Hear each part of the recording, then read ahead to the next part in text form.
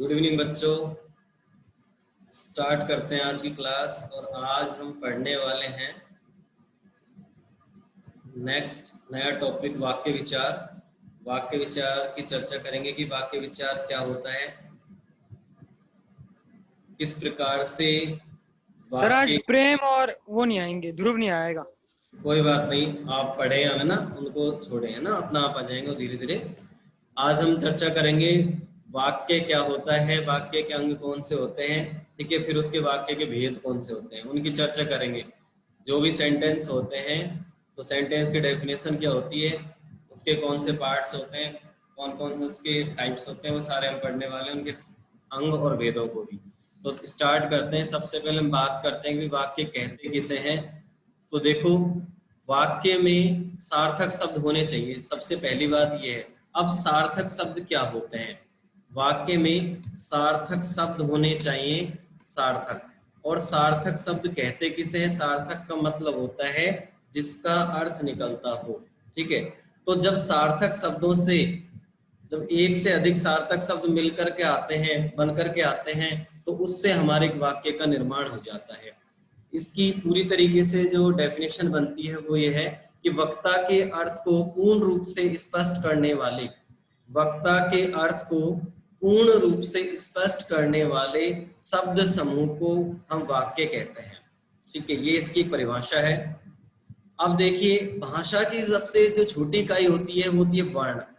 ये हम पहले भी पढ़ चुके हैं। भाषा की सबसे छोटी इकाई वर्ण होती है, और वर्णों के सार्थक समूह से शब्द बनते हैं, और शब्दों के सार्थक समूह से वाक्य बनते हैं। ये चीज आपको याद होनी चाहिए। हम पहले भी इसको पढ़ चुके हैं कि भाई सबसे छोटा, सबसे छोटी जो हमारी इकाई है वो है वर्ण, ठीक है। सबसे छोटी हमारी इकाई वर्ण है। वर्णों के सार्थकता से हमारे शब्दों का निर्माण होता है, और शब्दों की सार्थकता से हमारे वाक्यों का निर्माण होता है, ठीक है। तो ये चीज हो चुकी है। अब आगे देखें। अब इसमें बताया गया है सबसे पहले कि वाक्य के अंग कितने होते हैं। वाक्य के अंग कितने होते हैं? तो वाक्य के दो अंग होते हैं। कोई भी वाक्य होता है उसके दो ही अंग होते हैं। एक तो होता है उद्देश्य, और एक होता है विधेय। अब देखो, उद्देश्य के अंतर्गत क्या आता है? उद्देश्य में आता है कर्ता। कोई भी वाक्य हो, उसका जो कर्ता होगा वो तो उद्देश्य कहलाता है, और उस वाक्य में जो क्रिया शब्द होगा वो विधेय कहलाता है। ये चीज आपको याद रखनी है कि उद्देश्य क्या होता है और विधेय क्या होता है। कोई भी वाक्य हो, यदि कर्ता है उसमें दे रखा है तो वो उद्देश्य है, और यदि उसमें क्रिया है तो वो उसका विधेय हो गया, ठीक है। तो देखिए सबसे पहले उद्देश्य की बात कर लेते हैं, उसके बाद एग्जाम्पल देखेंगे इनके। देखिए, वाक्य में जिसके संबंध में कुछ कहा जाता है, लाइन को देखें अच्छे से, कि वाक्य में जिसके संबंध में हम कुछ कहते हैं, यानी वो कर्ता ही तो हुआ। हम जिसके संबंध में कुछ कह रहे हैं तो वो कर्ता ही हमारा उद्देश्य है, ठीक है। लिखा भी हुआ है, देखो, वाक्य में कर्ता ही उद्देश्य होता है। यहाँ पर देखो, अब दे रखा है दादाजी ने पूजा की। जो दादाजी हैं, ठीक है, अंडरलाइन भी हुआ पड़ा है यहाँ पर। देखें, दादाजी यहाँ पर कर्ता है, अर्थात यही उद्देश्य है। और ये क्या है यहाँ पर? की। अब ये जो की है ये हमारे यहाँ पर विधेय शब्द है, ठीक है।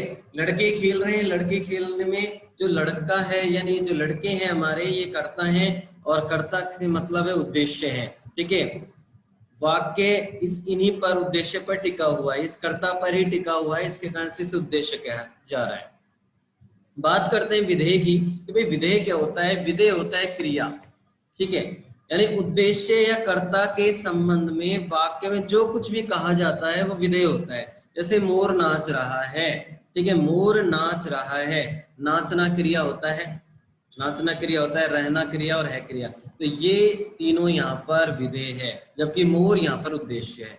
बालक दूध पी रहा है, देखो, दूध तो कर्म हो गया, लेकिन पीना, रहना और है, ये तीनों क्या है? क्रिया शब्द हैं, जिसके कारण से ये हो गए विधेय, और बालक यहाँ पर हमारा हो गया उद्देश्य, ठीक है। ये चीजें आपको याद होनी चाहिए। उसके बाद हम आगे बढ़ते हैं तो बात करते हैं वाक्य के भेद। अब वाक्य के भेद कितने होते हैं? वाक्य के भेद, इसमें क्रिया के आधार पर वाक्य के भेद, अर्थ के आधार पर और रचना के आधार पर, तीन प्रकार से वाक्य के हम भेद निकालते हैं। सबसे पहले हम बात करते हैं कि क्रिया के आधार पर वाक्य के भेद, ठीक है। क्रिया के आधार पर वाक्य के तीन भेद होते हैं: कर्तृवाच्य, ठीक है, कर्मवाच्य और भाववाच्य। आपको इनका ज्ञान भी आप पढ़ चुके हो इस चीज को। कर्तृवाच्य क्या होता है? जब वाक्य में क्रिया का संबंध कर्ता से होता है। जब वाक्य में क्रिया का संबंध किससे होता है भाई? कर्ता से होता है। ठीक है, तो वो क्या होगा? कर्तृवाच्य होता है। ठीक है, कर्तव्यवाच्य। जब क्रिया से संबंध होता है तो वो कर्तृवाच्य होता है। ठीक है, और जैसे एग्जाम्पल भी यहाँ पर दिया हुआ है, सीता गाना गा रही है, अनुष्क गाना गा रहा है। ठीक है, यहाँ पर जो क्रिया का सीधा संबंध है वो कर्ता से हो रहा है, यानी गाना, रहना, रह का संबंध यहाँ पर सीता से है। उसी प्रकार से दूसरे वाक्य में अनुष्क से है। तो ये वाक्य के भेद में क्रिया के अनुसार पहला था।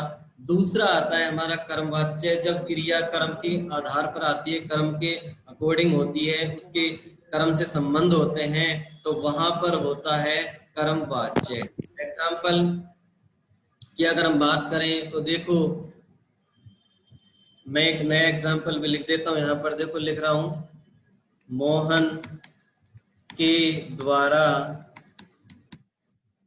के द्वारा बाजार जाया जाता है।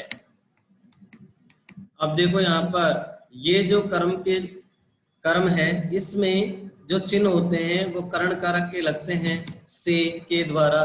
ठीक है, नकारात्मकता की स्थिति कम होती है, और ये चिन्हों के जरिए हम पहचान कर सकते हैं कि भाई यहाँ पर कर्म कारक होगा। ठीक है, इस चीज को हमें यहाँ पर गौर करना है। क्रिया कर्म के अकॉर्डिंग होती है। अब मुझे क्या बता सकते हो आप, जो मैंने यहाँ पर वाक्य लिखा है, क्या ये कर्मवाच्य का है या नहीं?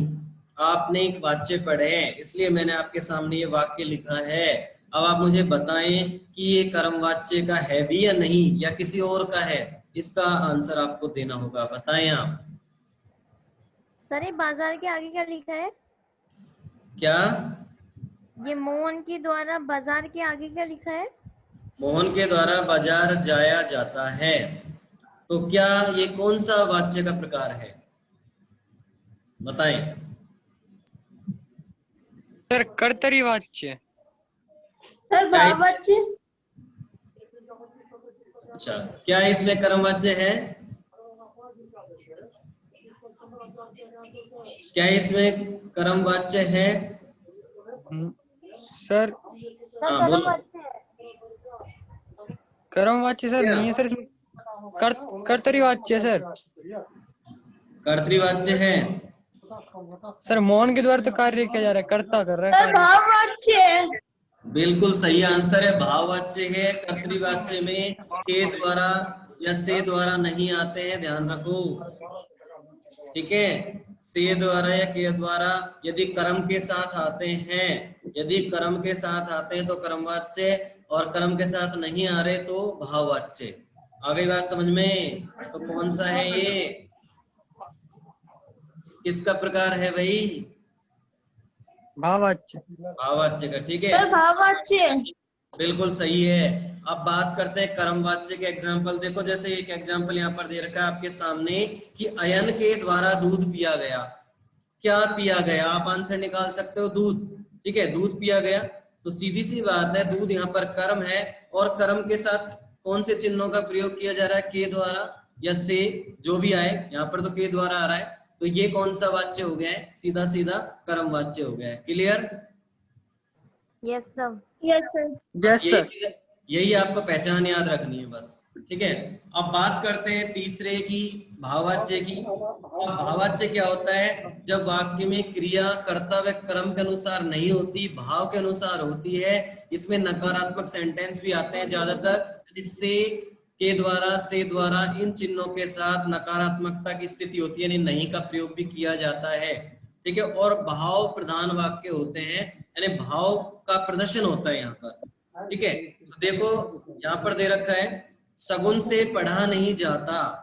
सगुन से पढ़ा नहीं जाता, नकारात्मक स्थिति है यहाँ पर। ठीक है, नकारात्मक स्थिति बताई गई सगुन की, उससे नहीं पढ़ा जाता। अक्षता से पढ़ा नहीं जाता। तो ये चीजें यहाँ पर भाव का प्रदर्शन कर रही हैं। तो यहाँ पर क्या होगा? भाववाच्य होगा। और दूसरी इसकी पहचान ये भी है कि इसमें कर्म नहीं है। ठीक है, कर्म नहीं होता इसमें। क्लियर? Yes sir. अब आगे चलते हैं। इसके बाद आते हैं अर्थ के आधार पर हमारे वाक्य के भेद, और अर्थ के आधार पर वाक्य के 8 भेद माने गए हैं। ठीक है, सर वो बोल भाई ने मंगाया एक दिन। हाँ भाई, कौन बोल रहा है बताओ। तो देखो, हम बात कर रहे थे अर्थ के आधार पर 8 भेद होते हैं। अब 8 भेद आपके सामने दिखाए भी गए, यहाँ पर देख लो आप अच्छे से। ठीक है, आज्ञावाचक, प्रश्नवाचक, निषेधवाचक, विधानवाचक, विस्मयादिवाचक, इच्छावाचक, संदेशसूचक और संकेतार्थक। अब इनकी चर्चा हम कर लेते हैं थोड़ा सा। देखो, सबसे पहले विधानवाचक दिया हुआ है। तो विधानवाचक क्या होता है? जिस वाक्य में किसी काम या बात का होना पाया जाए, यानी जब कोई साधारण वाक्य हम इसको कह सकते हैं। इसका दूसरा नाम हम कह सकते हैं साधारण। इसको हम दूसरा नाम भी दे सकते हैं साधारण वाक्य। यानी जब वाक्य में किसी काम या बात का होना पाया जाता है तो वो विधान होता है एक तरीके से, या साधारण वाक्य होता है। जैसे मैं खाता हूँ, काम का होना हो रहा है, यहाँ पर भी सगुन मेरी सहेली है, यहाँ पर बात का होना है। यानी काम और बात कंप्लीट होते हैं जहां पर वो विधानवाचक होता है। ठीक है, उसके बाद सेकंड यहाँ पर दे रखा है आपके सामने निषेधात्मक वाक्य। अब निषेधात्मक वाक्य क्या होता है? निषेध का मतलब आप सभी जानते हैं बहुत अच्छे से, नहीं। जहां वाक्य में नहीं या कोई भी कार्य नकारात्मक स्थिति को प्रदर्शन करता है तो वो निषेधात्मक वाक्य होता है। जैसे जिस वाक्य में किसी बात के न होने या काम के अभाव या नहीं होने का बोध होता है वो निषेधात्मक वाक्य कहलाता है। देखो, जैसे सड़क पर मत भागो।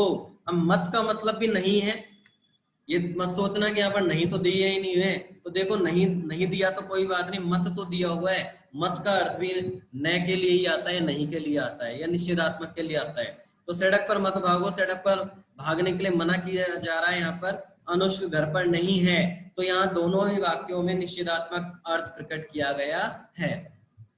क्लियर? आगे चलते हैं।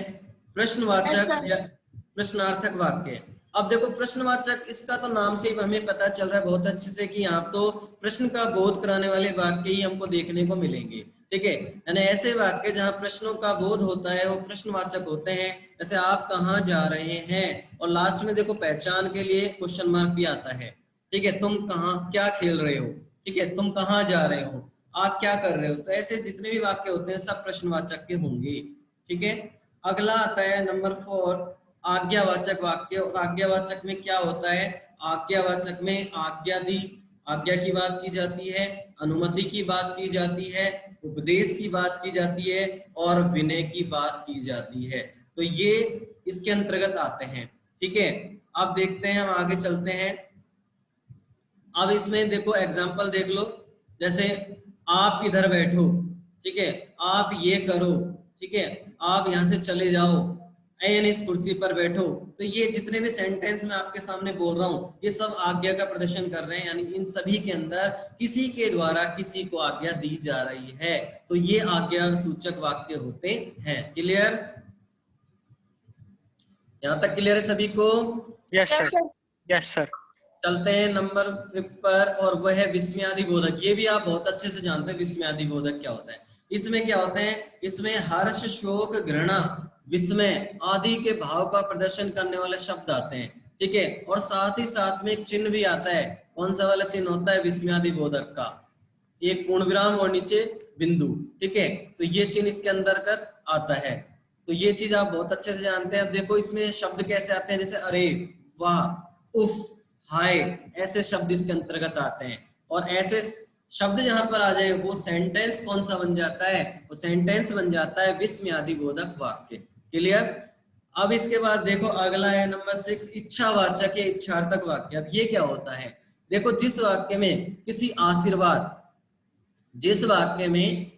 आशीर्वाद, इच्छा, कामना आदि का बोध होता है वो इच्छावाचक वाक्य होगा। ठीक है, जैसे ईश्वर आप सबका भला करे, यहाँ पर इच्छा व्यक्त की जा रही है। आपका जीवन सुखमय हो, यहाँ पर भी इच्छा की बात की जा रही है या आशीर्वाद की बात की जा रही है। तो ऐसे सेंटेंस जो होंगे वो इच्छावाचक कहलाएंगे। ठीक है, इसके बाद हम आगे बढ़ते हैं तो संदेश सूचक आता है। संदेश सूचक सीधी सी बात है, इसका मतलब होता है यहाँ पर डाउट की स्थिति हो, यहाँ पर संदेह की बात की जा रही हो। जिन वाक्यों में संदेह की बात की जाती है, जैसे जिस वाक्य में किसी काम के पूरा होने में संदेह हो या संभावना की बात होती है वो संदेश सूचक वाक्य होते हैं। शायद वे कल आएं, क्लियर नहीं है स्थिति का कि वो कल आएंगे भी नहीं आए, यानी शायद सब जुड़ गया तो ये संदेश सूचक है। हो सकता है कल तक मौसम ठीक हो जाएगा, हो सकता है कल तक मौसम ठीक हो जाएगा। यहाँ पर संभावना व्यक्त की जा रही है मौसम के बारे में, तो ये यहाँ पर संदेश सूचक या संभावना सूचक वाक्य होते हैं। ठीक है, और अंतिम 8वां जो अर्थ के आधार पर है वो है संकेतार्थक। ठीक है, यानी जिस वाक्य में संकेत या शर्त होती है, जिस वाक्य में संकेत या शर्त होती है वो संकेतार्थक वाक्य कहलाता है। जैसे यदि तुम आओ तो मैं चलूं, यहाँ पर शर्त हो गई, कंडीशन लागू हो गई, यदि तुम आओगे तभी मैं चलूंगा, नहीं तो नहीं चलूंगा भाई, कितना ही प्रयास कर लो, हो जाए फिर चाहे। ठीक है, वर्षा नहीं आती तो फसल सूख जाती, बिल्कुल वर्षा नहीं आएगी तो फसल तो सूखेगी ही। तो यहाँ पर संकेत या शर्त वाली बात हो रही है, तो इसलिए यहाँ पर संकेतार्थक वाक्य है। यहाँ तक सभी को क्लियर है? किसी कोई doubt? No sir. No sir. चलते हैं नेक्स्ट भेद पर, वाक्यों के भेद पर, और वह रचना के आधार पर वाक्य के भेद। अब रचना के आधार पर वाक्य के 3 भेद होते हैं। ठीक है, सरल, मिश्र या मिश्रित, और या संयुक्त तीसरा। ठीक है, हम तीनों की चर्चा करते हैं। सबसे पहले हम बात करते हैं रचना के आधार पर सरल वाक्य की। जिस वाक्य में एक ही उद्देश्य होता है और एक ही विधेय होता है, एक ही उद्देश्य होता है और एक ही विधेय होता है। अब आपको बहुत अच्छे से पता है कि उद्देश्य किसको कहते हैं और विधेय किसको कहते हैं। किसे कहते हैं उद्देश्य, बताएं आप फटाफट से। सर जिसमें कर्ता होता है। ठीक है, जो वाक्य में कर्ता होता है वो उद्देश्य होगा, और विधेय क्या होता है फिर? जिस वाक्य में कर्ता जिस के वाक्य बारे में में कहा जाता है। विधेय पूछ रहा हूँ, विधेय। हाँ, कर्ता या उद्देश्य के बारे में जो कुछ भी कहा जाता है। अच्छा ठीक है, क्या हम जिस विधेय, वाक्य में क्रिया, विधेय को क्रिया कहते हैं? Yes sir. ठीक है, तो देखो जब वाक्य में एक उद्देश्य हो और एक ही विधेय हो, ठीक है, तो ध्यान रखना, लाइन पर गौर करें, एक ही उद्देश्य ओनली वन और एक ही विधेय ओनली वन। ठीक है, वो होता है साधारण सरल वाक्य। अगर डबल हो जाए ना यहाँ पर स्थिति विधेय और उद्देश्य की, तो वो दूसरा वाक्य बदल जाता है। ठीक है, वो संयुक्त और मिश्रित में उसकी गिनती होती है। क्लियर? ठीक है भाई? Yes sir. अब बात करते हैं, देखो एग्जांपल, जैसे मैं जाता हूं तो मैं यहाँ पर उद्देश्य है और जाता हूं यहाँ पर विधेय है। एक ही उद्देश्य और एक ही विधेय यहाँ पर दिया हुआ है, तो ये सरल वाक्य हो गया। चलते हैं आगे सेकंड पर, मिश्र वाक्य या मिश्रित वाक्य। इसको अच्छे से देखें। जिस वाक्य में एक प्रधान वाक्य हो, एक तो मुख्य वाक्य हो यानी प्रधान वाक्य हो, और उसके साथ अन्य आश्रित उपवाक्य हो, यानी एक तो मुख्य रूप से एक वाक्य हो, ठीक है, और उस पर डिपेंडेंट कोई दूसरा उपवाक्य भी हो जो उससे जुड़ रहा हो।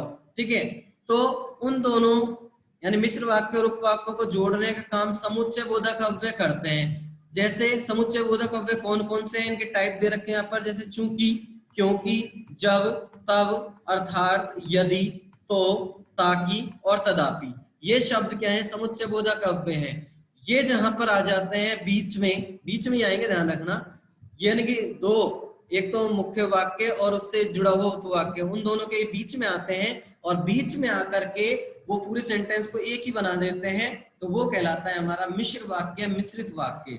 जैसे वे मेरे घर आएंगे, वे मेरे घर आएंगे, ये तो हो गया हमारा क्या हो गया? प्रधान वाक्य। और क्योंकि ये हो गया हमारा समुच्चय बोधक अव्यय, उन्हें अजमेर शहर घूमना है। अब ये जो यहाँ से उन्हें से लेकर और घूमना है तक जो भी सेंटेंस बनाए हैं, ये मिश्रित वाक्य में आश्रित वाक्य है, यानी कि ये पहले वाले वाक्य यानी कि मुख्य वाक्य पर आश्रित है।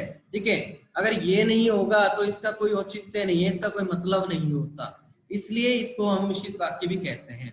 ठीक है, अब देखो, वे मेरे घर आएंगे, ये तो हो गया प्रधान वाक्य, यहाँ पर बताया, क्योंकि यहाँ पर योजक चिन्ह हो गया, या इसको हम बोल सकते हैं समुच्चय बोधक, और उन्हें अजमेर से घूमना, ये हमारा आश्रित उपवाक्य भी हो गया। तो इस प्रकार से हम इसको पहचान कर सकते हैं। क्लियर यहाँ से? Yes sir.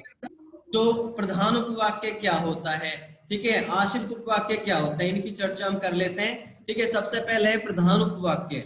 जो वाक्य मुख्य उद्देश्य व मुख्य विधेय से बना हो, मुख्य उद्देश्य और मुख्य विधेय से बनता है, तो उसे हम प्रधान उपवाक्य कहते हैं। क्लियर? क्लियर है भाई? Yes sir. सर एक बार ठीक है? और बता दो। दोबारा सुन लो। जो वाक्य मुख्य उद्देश्य और मुख्य विधेय से बना है। अब चलो ऊपर चलते हैं हम इसमें। एग्जाम्पल हमने अभी पढ़ा था ना, वे मेरे घर आएंगे, ये प्रधान उपवाक्य है हमारा।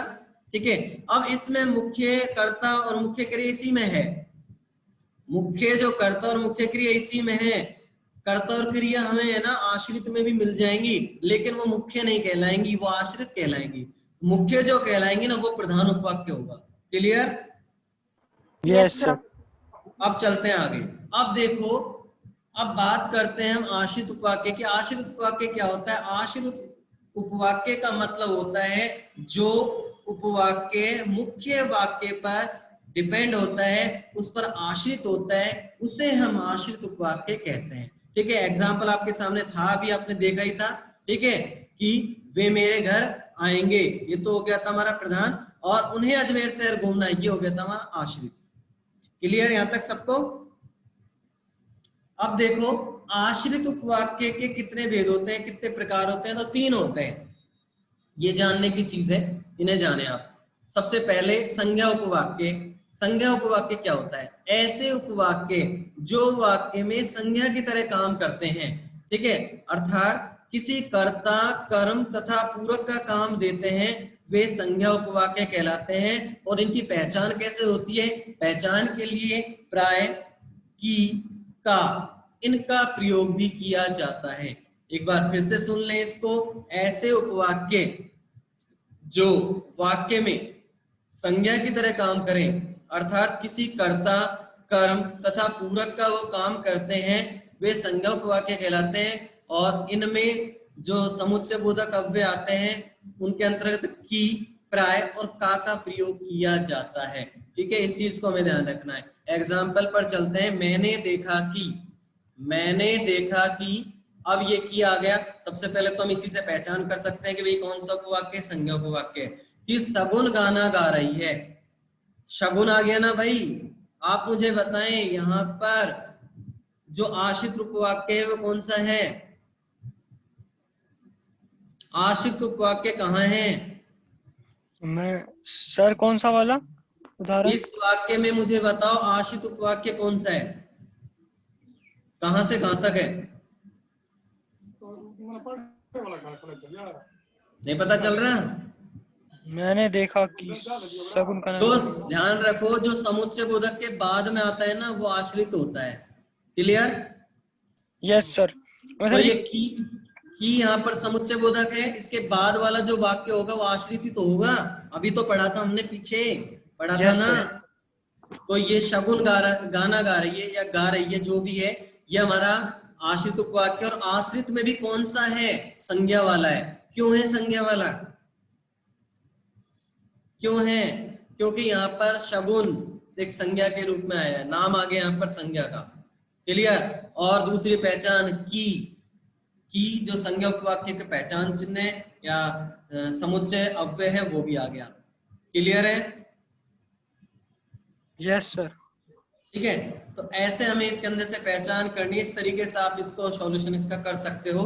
अगर आपसे कोई पूछे कि बताओ भाई इसमें कौन सा आश्रित उपवाक्य है, तो आप सीधा सा इन शब्दों को देख लेना, प्राय, की और का, और हमें पता चल जाएगा ये संज्ञा उपवाक्य है।